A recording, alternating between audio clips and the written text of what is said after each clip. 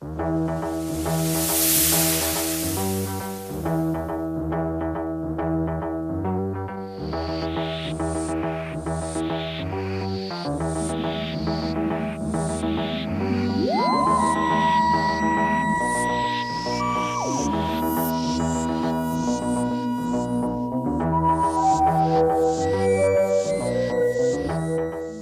ever story of the world's longest science fiction series comes to DVD for the first time.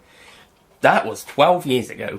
Hello ladies and gentlemen, Nick here, and welcome to my review of An Unearthly Child. Doctor Who, An Unearthly Child. The first Doctor Who story. And I've covered the pilot episode, the unaired original pilot episode. It's time to start the series off properly with the first story, starting with the first episode, which is titled Unearthly Child, which is also the name of the story. So Unearthly Child, the remake episode, I suppose, that actually becomes the very first episode of the show. Well, as I believe I said in the pilot review, the pilot episode review, not the pilot, that's Series 10, the pilot episode review, this is basically that, but better.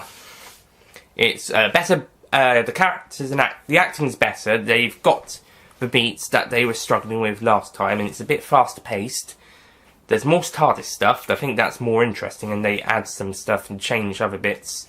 Like I said, the acting's better. The characters are better. I like the first Doctor being a bit more humorous, as opposed to being hard, cold rock from the pilot episode. He's a bit more soft, but still a bit stubborn, which I believe defies the first Doctor in his earlier years very well. His later years he begins to mellow a little bit more. I also think the execution is a lot better. I think they've upped it up a bit to make sure it's a lot better, and there isn't as much of a...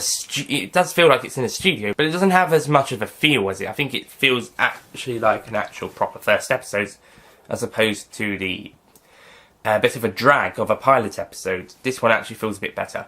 That being said, watching episode 1 right after the pilot episode could be a little jarring for some people at times.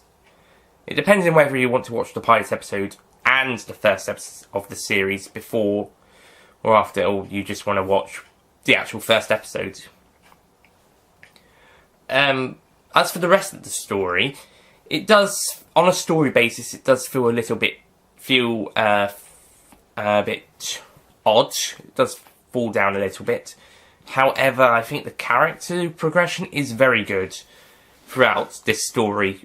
Again, they do seem to have the Doctor being a bit of a grumpy, not very kind, not very helpful person for the parts, apart from a few occasions when he is lighting the fires and helping lighting the fire with Ian. I think one moment that does show the Hartnell Doctor the best in this story, outside of the first episode, that would go on to be one of his defining traits in the series, is when he goes to Cal and says, "This knife has no blood in it," and then he tricks Cal into showing him his knife, and then revealing that Cal was the one who, spoiler alert, killed the old woman who set them free. So basically, Cal is accusing Carl. No, not Carl, Zhao. And the Doctor basically tricks him into confessing, really. Into revealing and confessing himself to be the killer. So that was a very good Doctor moment. I liked that in episode 4. That was a very good moment. And I think that's not only something that will go on to define Hartnell's Doctor, but all of the Doctors afterwards as well. It's a very good moment. So it's nice to see that we're getting signs of the Doctor in later years in the in the 4th episode of the series. We've got some, like I said, episode 1 has a little bit of the Hartnell Doctor to come, but I think episode 4 has a little bit of the Doctor to come, full stop, or period, as some people would like to say. So basically all of them, in a way, because that was a moment I really liked on the recent viewing for this review. That was a really great moment. I really liked that moment. It was so Doctor-y. And yeah, I think the first Doctor in the story is at his weakest in episode 3, when he's wanting to let Zhao die. I think that is the Doctor at his weakest in this episode, and also possibly one of his weakest moments in the entire show. However, it is early days, so the character hasn't been developed as strongest. So it's, I suppose in a way it's forgivable. But then again, knowing how the Doctor is, not just now, but also since that story, it is also a little bit out of character to us as I would say, post-1964 viewer. Once the first couple of stories are out of the way, it does seem a bit out of character. But for the first story, it does make a bit of sense. It's certainly not as bad as what he does in Hellbent, the 2015 episode. The Doctor acts very out of character in Hellbent throughout most of the episodes, especially when he kills the General. But we'll get to that later. Probably a very long time later, but we'll see. And yeah, so this case isn't as bad as that, because A, the character is still developing, and B, it's not as bad. The actual actions aren't as bad. So yeah,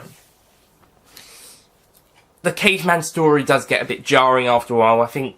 I don't think this should have been a 4-part story. I think it should have been a 1-part story with the very first episode leading into a 3-part story with the cavemen. I do not think Unearthly Child had to be 4 episodes. I think it needs to be 1 and a 3-part story following that and preceding the Daleks. So, say other titles for the story is 1000 BC, and I think the Tribe of Gum. You could call it the first one an Unearthly Child, and then next is 1000 BC, although I don't think it's actually stated that that's the actual year, nor is the Tribe of Gum actually called the Tribe of Gum. They are in a comic strip from Doctor Who magazine, but in the actual episode, not really. But yeah, you could have an Unearthly Child, and then you could have had 1000 BC, for instance. But I don't know, I think it would have been better if it was a 1-part story and a 3-part story, completely separate from the very first episode, as that was a very different feel. However, I am glad that they did keep it to a 4-part story and not drag out the caveman one for another episode afterwards, making it a 5-parter. Or 6 if you include the pilot episode. That would have been dragging. So I'm glad they kept the caveman story as a 3-part story plus the first episode, so then we got a 4-part story. So it's better that than dragging the caveman one out for 4 episodes. Maybe the caveman one was originally going to be 3 episodes, and then Earthly Child was going to be its own thing, and then when the episode about them going smaller, which would eventually become Planet of Giants in the next series, when that one was rejected, they moved the caveman story forward, and so it became a 4-parter. Adding the 2 stories together. I guess that's my theory. But like I said, I think it would have been better if it was a 1-parter and a 3-parter, just to be a bit more of a breathing space, to be honest.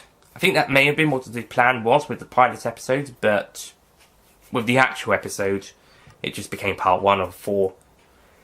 The cavemen really start to annoy me quite early on. They keep changing their minds as well throughout the episode. Like, 1 minute, Zhao's like, if you help me, well, he's injured. He promises the travellers their freedom when he gets back. And when they create fire, they can go. And then he keeps them there. Once they've got the fire, he just leaves them there. So they have to escape on their own accord. So cavemen are just back and forth in the mindset. I know they say that the cavemen are primitives and they do this, but it feels a bit jarring and it's a bit annoying, and the characters are just slightly annoying as well, and the actors, it's so monotone, it's quite, yeah, it's just, the caveman stuff is quite jarring. I can see why some people weren't impressed with it at the time. it's only once the Daleks came along that the show actually became noticeable. And I think once we'll get on to the Daleks in a bit, but yeah, I can see why some people weren't so happy with this first story, possibly with the exception of the remake of the first episode. Once it got to the Daleks, that's where things got promising. So, yeah, with this one, it's good, but there's quite a few jarring moments, particularly with the cavemen. And the first episode is a bit slow, but I think it's a bit more good. I think it's more better to its advantage there than it was with the pilot episode. The pilot one, it was a bit jarring. This one, it feels very well done. Parts 2 to 4, they also feel a bit jarring in places, but other times they're very good, like the Doctor getting Cal to reveal himself as the killer of the old woman in episode 4. That was really good. And I think by the end, the team have they've become a kind of a team at the end, and they're going to become more of the team that we'll see in the later stories. And these first 3 stories in the beginning box set definitely developed the team as characters as well as a team very well in time to see them as the team we know them later on. So, that's an Unearthly Child. I'm going to be scoring this story an 8 out of 10.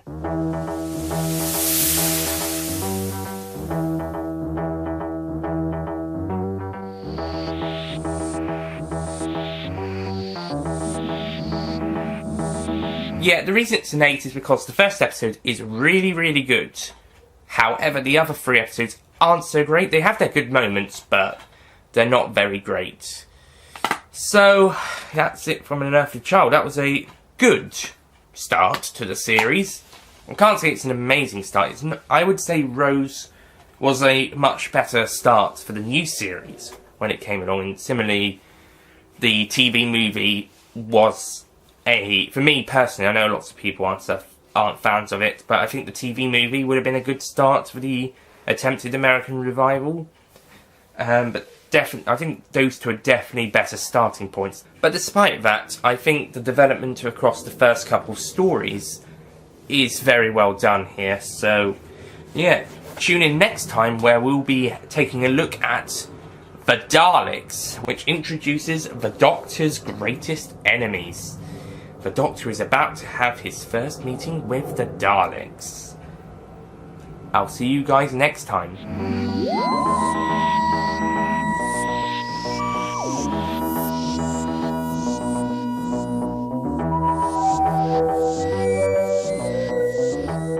Don't forget to click below to subscribe to the official Nick Payne Extra YouTube channel.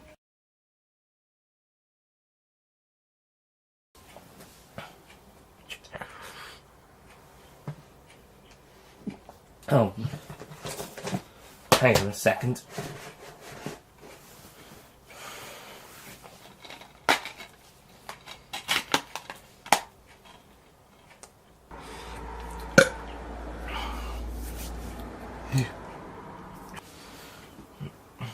Bloody wet.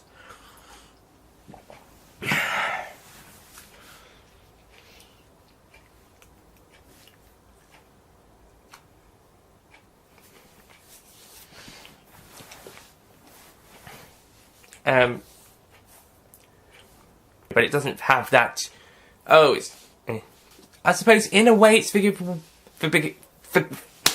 but then again, coming back to the Doctor gets very out of character in a very fucking